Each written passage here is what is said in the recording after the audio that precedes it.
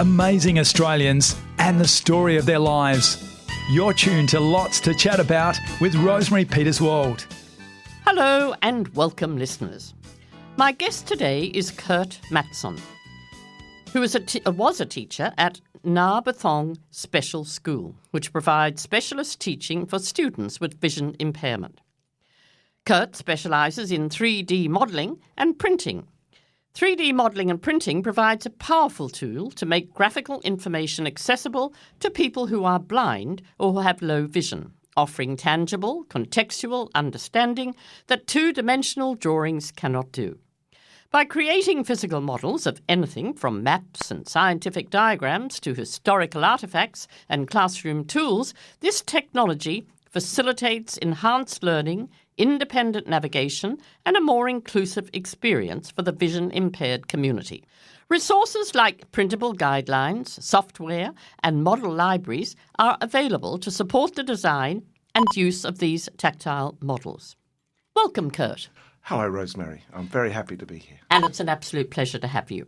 Now, it sounds like an absolutely fascinating area that you're involved with and have been involved with, and we'll come back to that a little bit later. Wonderful. But first of all, let's go back to the beginning. I believe you went to school in Brisbane, and after that you spent a gap year as a jackaroo. Tell us more about that. That was a wonderful experience, and as it turned out, was the key to a lot of future decisions that I made. But I was not sure what I wanted to do at university, like so many people. So I took a year off, went to the Queensland Country Life newspaper, saw an ad in the back for a jackaroo. It was $90 a week and bed and board. And I was very lucky to get a wonderful family out at Thargomindah. Yes.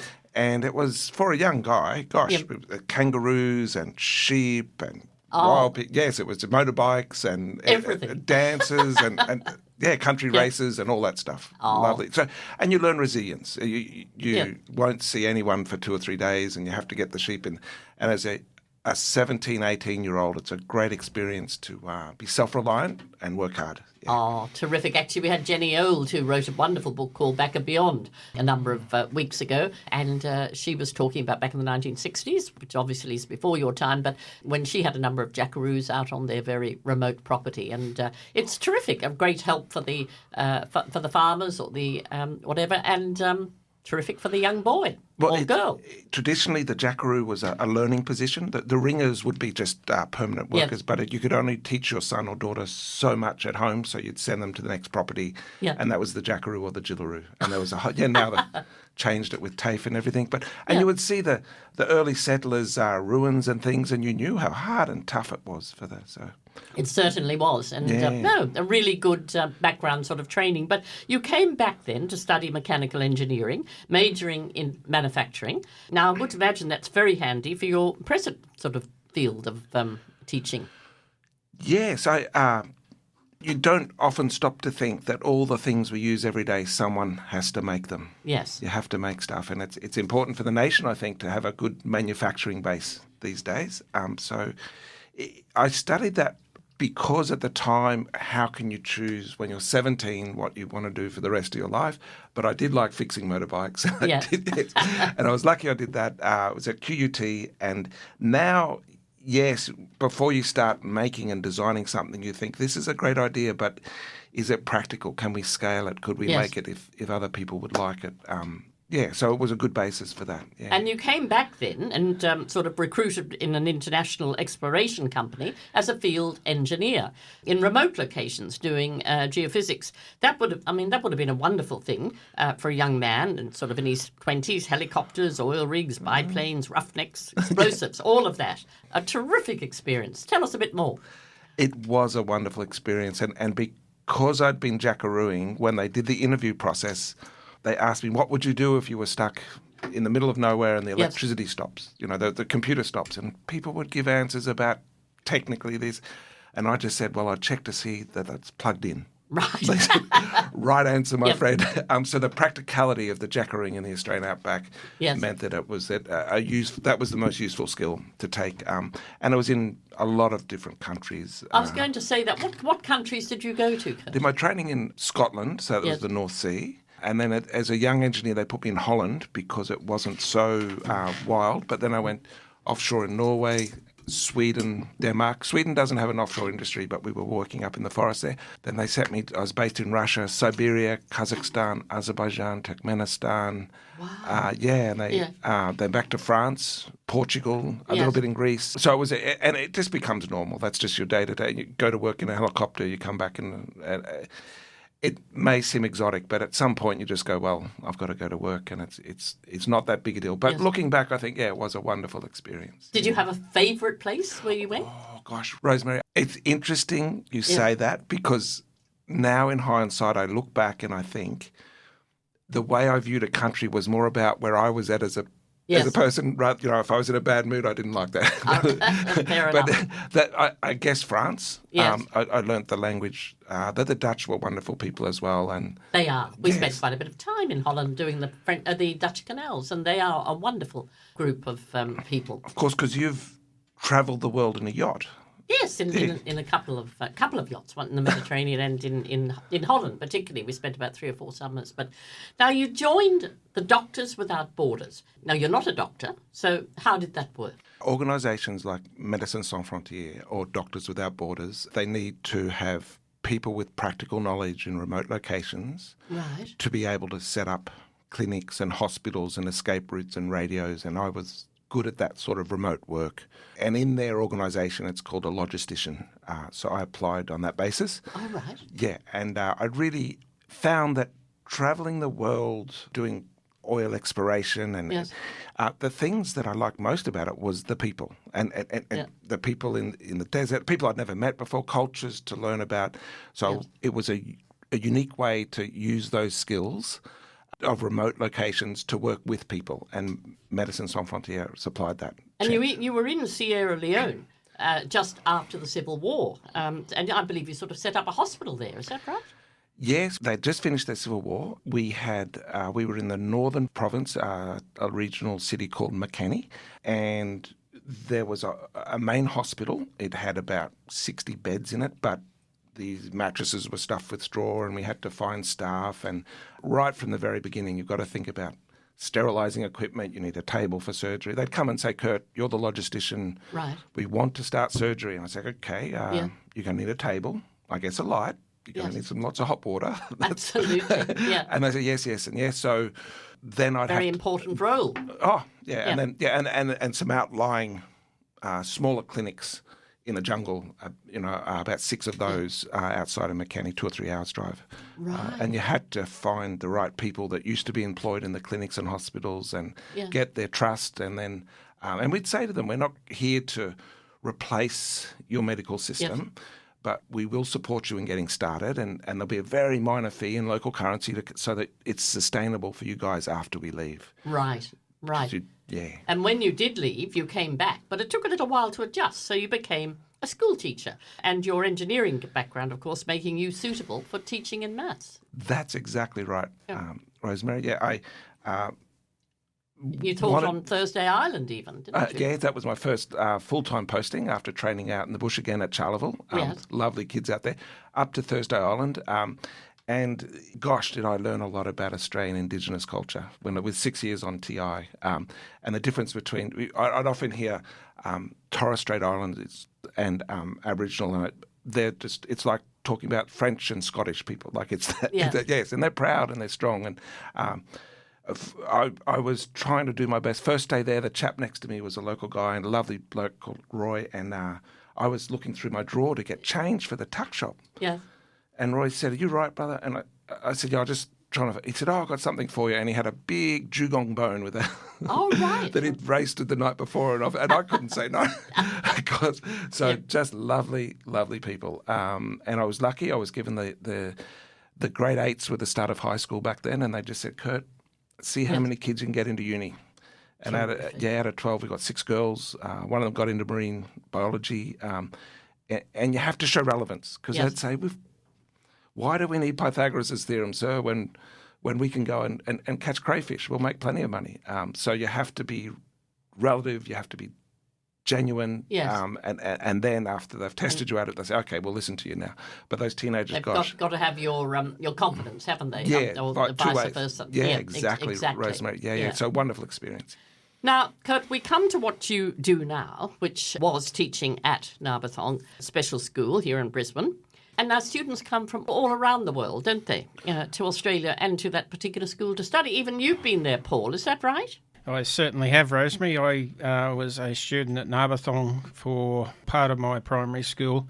I did some in the local Watson Road State School, but for the majority I was in Narberthong for grades 1 to 7. Right. It's certainly got a wonderful reputation. So tell us, Kurt, a bit about your time there. I can't begin to tell you how wonderful and dedicated the staff are and how they really focus on the kids, and all the outcomes are, they take each child individually, and the needs is very diverse. Right. And then they tailor an education program to each child. I guess you could call them a special school. It's evolved over time. I don't know if it was the same when Paul was there, but now, you have to have a vision impairment because all the staff are geared up and they understand about mobility and teaching methods and things. But B, you have to have a second disability as well. Right. So there's all manner of abilities with the kids, so that you start there and build on it. I was working in Thursday Island, and the music teacher, a wonderful lady called Lee Strickland, said, Kurt, I'm leaving to Brisbane, and I've got a job at this school. I really love it. And I was just doing playground duties in the special ed part of the Thursday Island school and loved it, enjoyed it. It was so much fun. And she said, you seem to have an aptitude. Come down. And so I'd been in Brisbane a few months after Thursday Island. I got a call saying, what are you up to? And I was... golly gosh, Rosemary, they check you out. They make sure that you're suitable. Exactly, yes. Yeah. Because, some students, obviously, Kurt, are more challenging than others, aren't they? And you've got to be able to incorporate your teaching to cover all types of students and all types of disabilities. Absolutely, Rosemary. And the class size is small, and the kids have wonderful support. Some kids are walking around school and they'll hear your footstep, they know who you are, and they'll say, hey, sir, what's that? You don't sound well today. I said, I'm fine. How can you tell? And they say, I can hear from your footsteps. Oh, really? Yeah. So, for example, just constantly these kids amaze you. Like you might have grade 2s walking around with bare feet, and your initial reaction is, hey, you kids put your shoes on. But you just wait, and then you realise they're tapping the concrete with their foot and using the echo sound to tell you if a door's open or if you've got a new chair in there. And really interesting what they can do. So, extraordinary. Yeah, absolutely. And we have... and you had a special student who was a refugee from the Middle East, and she's been deaf and blind since birth. For her privacy, I won't mention names, but of course all not. the stuff. No. But she's 10 years old, and what a lovely girl, smart. And she came to us and she was not sure of the environment. So our first job for several weeks was to just get her to feel safe. Right. And then once we got that happening, she hadn't made any signs yet. Yes. So you would play games with this girl, lovely kid, and then just stop. And the sign for more is to tap your fingertips in the middle of your chest. So we'd grab her wrist and tap her, get her to tap her own chest. And it took 2 or 3 weeks, and then she realised, does this mean you'll play with me if I do the sign? And that was the key. And now she's signing yes, signing no. Oh, so for the rest of her life, she understands that she can make symbolic communication. Yeah. And she'll remember that all her life. Those kids are smart. They have the ability, they're big emotional antennas. And if your heart's in the wrong spot, they misbehave. Like all students. Like all students, they're wonderful kids. So...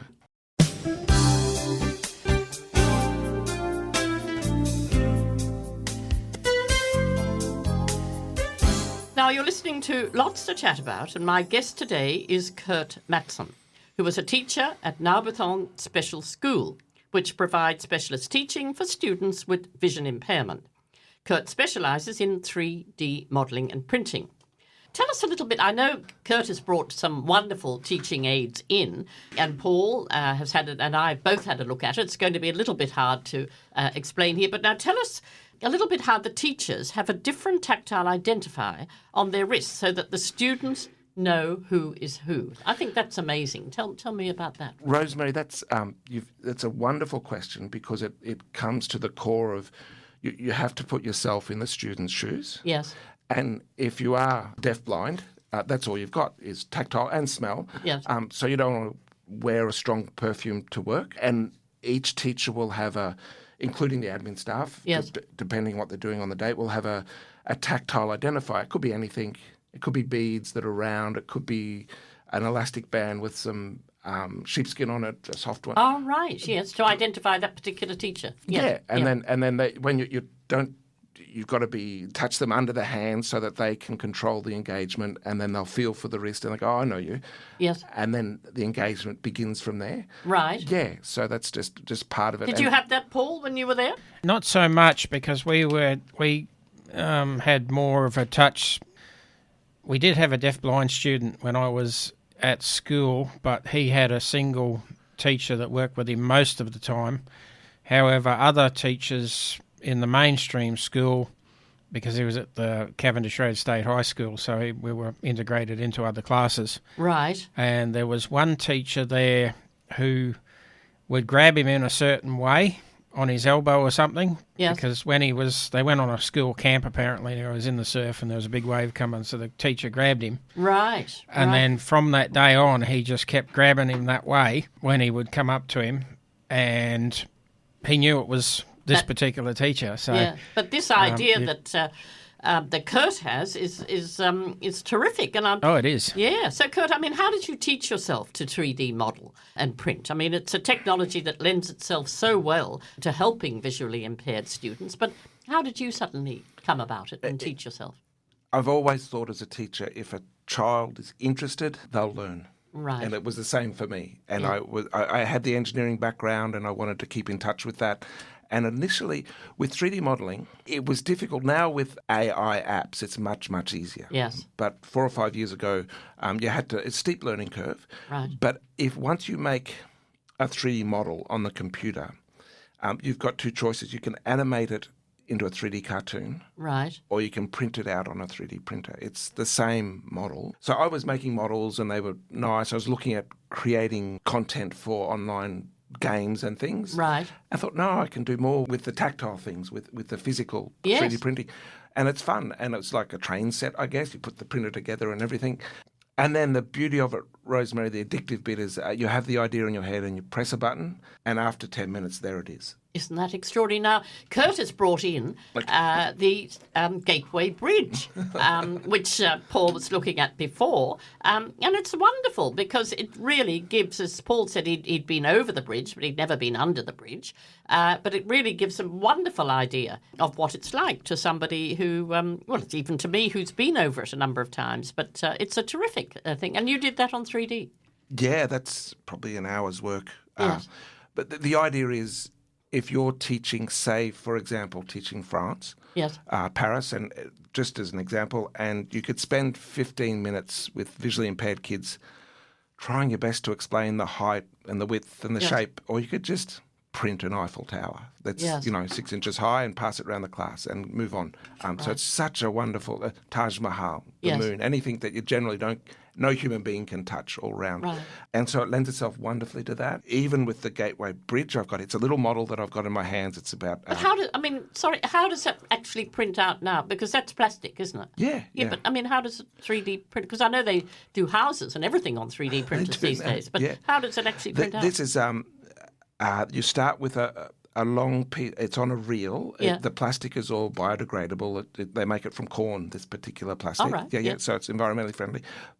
But if you think of... it's like spaghetti on a long reel. Yes. It's plastic. And then they heat it up and squirt it through a nozzle. So you have this liquid plastic, tiny, 0.2 of a millimetre across. Right. And the computer knows how to build up layer by layer by layer the model. All right. So it squirts a bit here, squirts Yes. a bit there, and builds it from the bottom up. Right. And that's the 3D printing. And you can do the same thing on a much bigger scale with cement if you want to 3D print a house. But what you're doing is, it's called additive manufacturing, because Right. traditionally you'd have a lathe or something and you'd cut away material. But with additive manufacturing, there's a lot of ways to do it. This is a simple desktop method, but you add material step by step and just build it up. Right. And you have to consider that in the design because, you can't have overhangs and things. Yes. It needs something to print on top of, so there are some limitations. But, yeah, with a bit of practice, Yes.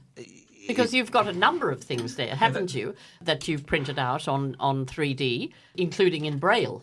Absolutely. For the Braille, people learning Braille, I first realised how useful it was to be able to read. And it's kind of like a secret code because the sighted people have no clue. Yeah. And you get, it's not there. Now when I cross streets, I'm like, oh, look at this Braille, this is good.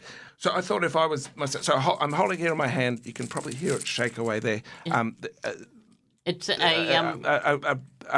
how would you describe it? A zip tie from Bunnings, and Yes. there's 26 3D printed tiles on it. The first one I'm looking at here has a raised dot. The A is a single dot, top corner. Right. The top right corner of the tile's cut off so the kids can orientate it. Oh, okay. You Yes. cut yeah. And there's a raised A. Now, this was meant originally for people who were sighted that lose their sight, so they can feel the A, Right. and then they can feel the Braille equivalent. Okay. And often you have to explain to the kids, Yes. this one on the left you use because Yes. you're blind, but this one on the right Susie uses because she's got vision. So that's the equivalent for her. Yeah. okay. Yeah. So there's all the letters, and it's Because there are a lot of people. We had John Maloney on a couple of weeks ago who has lost his sight later in life. And of course, up until he was sort of in his 60s, he was fully sighted, but macular degeneration and a couple of other things. And yes, Judi so Dench, something like that, isn't it? yes, Yeah. it is really terrific. Yeah. Yeah, it's. I think there's as many ways to be blind as there are people who are blind. Like it's so individual. Yes. That's just one idea. If that was, and then you've got specific things like anyone that's used a Perkins Brailler, Yes. which is the pen and paper for a blind person. It's got 6 keys, and those 6 keys correspond to each of the 6 dots on a Braille cell. So you have to teach the kids which button to press to get an A, top left, and so this is a swing cell. Had you come across that, Paul? I haven't seen that, no. But you were, yes, feeling it earlier on. yeah, Look, it's terrific, isn't it? Really, Yeah, it great. is. I learnt just by typing on a brailler because I started in grade 1 learning Braille. Right. So, Yeah. but this would be handy for Yeah. new students. Oh, absolutely. Now, Kurt, I believe you take the Australian curriculum and then find ways to teach the same concepts without vision, music, maths, English and science. So, wow, I mean, it's a terrific thing to be able to do, isn't it? I've always found with teaching sighted, visually impaired, doesn't make any difference. You've just got to learn. So generally as a teacher, I'd come to the classroom, I'd say, what's the concept today, the one big deal, the one big idea that we need to get across? And before class, I'd think of 6 ways to teach it. And you'd start with one way, and down the back of the class, after 5 minutes, you'd hear, oh, I get it, sir. Oh, right, Okay. yeah. Hands up who gets it. You might have so we'll try the second way, and you keep coming the third way. And you just find different ways to teach the same concept. And eventually, hopefully, Yes. the majority get it. And you can ask one student, how did you understand it? Please use that to help your friend there. Yeah. And then when you go into people using tactile information, a whole world opens up because that's a whole nother level of ways you can teach that. And there's some really ingenious thinking into... Oh, absolutely. And you've got to relate it to the curriculum, like Narbathong School. Everything they do is related to the Australian curriculum, so the kids have some grounding. Yeah. So every school library really should have the capacity to 3D model if possible. Is that right? Rosemary, you have nailed it in one. Yeah. It's so easy. If you have the models on the computer. Yes. And there's plenty that are free. The modelling skills are hard to learn. Yeah. But like I say, it's getting easier. But you don't have to do that before a class. You just press a button, print the object that's going to help the lesson. Right. And wander off to class. Yeah. Yeah. So every school with a visually impaired kid should have a 3D printer for sure. Yeah. Well, exactly. Yeah. I mean, now you're not full-time at Narbathong at the moment, but you are still involved there. But so where are you taking these wonderful tools that you've done, or aids, I should say, on 3D? Where are you taking them sort of now to help students? Rosemary, another wonderful question. The trick is I have many ideas, but find one that's of practical use. For example, you and I as a sighted person might see 100 fonts in a daytime. Yes. In a single day. Some you like, some are too gaudy, some you don't. But then I looked around the world at Braille standards and everyone's saying it must be the top part of a sphere. And sure, for public places you want a standard font. Yes. But now with 3D printing, we can texture the top of the braille dots. So we Right. can give the feeling, the sense that Yes. sighted people get from fonts, an angry font or a happy font. Oh, right. Yeah, I've 3D modelled whole Yeah. alphabets in braille with little flowers or Yes. for the dots or soccer balls or whatever you might like. But you can start doing really interesting things like you and I, sighted people, wrote when we're young that if you mix yellow and blue, Yes. you'll get green. Yes. So why not have a texture Yes. that represents yellow, that might be little, instead of round dots, you might have little pyramids, and a texture that represents blue, might be little cubes, and you mix them together, you can feel the cubes, and all of a sudden, well, that's green. So you can put your shirt on in the morning, say, oh, that's my Yes. green shirt because it's labelled, and you could scale that texture. Right. So there's a whole lot of ways you can convey tactile information. But how are you? Because I think, say you're a student out there, but not actually at Narrabithon Right, yeah. School, but they'd love to hear more and see, well, not see, obviously, but feel more of what you're actually doing. So how can they sort of contact you, or are you conducting lessons in other places, Kurt? Or? I've been blessed to be at Narrabithon, excuse me, because teachers are generally time poor. So if something's useful, they'll say, great, where can I get it? But if it's not, they'll be very Yes. direct and say, no, could try again.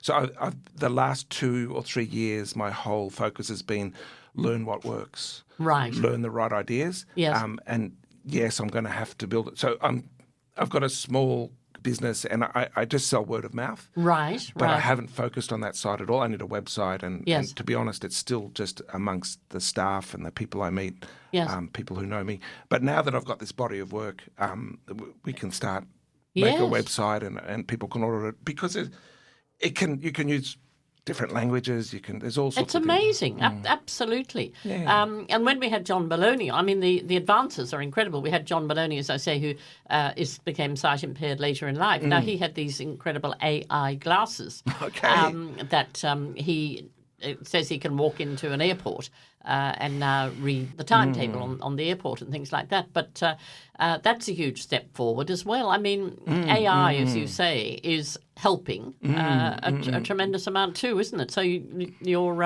up on all of that, I imagine, as well. It's some people are scared Yes. of AI. It's a tool that's not going to go away, so best learn it. And it's like being the boss of people that can do stuff for you, I guess. Yes. With Braille, and Paul could no doubt talk better to this, these days with a phone and fancy Google glasses or something, you can be very, very functional in the community. Yes. But others say, no, when the battery runs out, you want to know how to... Oh, exactly. Yeah, Yes. and it's Yep. you got Braille. Yeah. At first, it seems hard. Once there's a pattern in it, so Yeah. it's actually not that difficult to learn. But to become fluid's a big effort. Yes. So it's finding the right way for you and moving forward. So yeah, Exactly. Yeah. But I mean, it sounds as though more things are possible. Yes, and it'd be fascinating to explore the area as there are just so many new possibilities coming online. But looking at your box of tricks, I should say there, which you've got, it's an extraordinary thing that you've done. Thank you very much, Rosemary. I enjoy it, and when I get a message from a grandma, someone's care, and says, "That's great, Susie," I just makes your heart sing. It's just lovely. Oh, terrific. Paul, have you got any questions you'd like to ask Kurt? Or? Not at the moment, no. I do share his view on Braille. It's a trade-off with tech versus Braille at the moment. Right. But you can use them simultaneously. Yes. The only problem is that Braille displays are quite expensive. But there is a lack of literacy for some students now because a lot of it's tech or AI. Which is all So very well. they're as not we say. learning to spell anymore. Yes, exactly. It's all very well if the iPhone or the iPad or whatever works, but you're in the a bit of a pickle if it doesn't. But look, Kurt, it's been absolutely wonderful to have you as my guest today, and it's just been wonderful to be able to talk to you, Paul. And thank you for producing it. And this program has been produced in the studios of 4RPH Reading Radio Brisbane for syndication around Australia. It'll also be available on my YouTube channel, Lots to Chat About, with Rosemary Peterswald. And thank you very much, Kurt, and thank you, Paul. Thank you, Rosemary. It's been wonderful. Thank you. great friends and great chats. That was another Lots to Chat About with Rosemary Peterswald. Stay tuned next week for another amazing chat.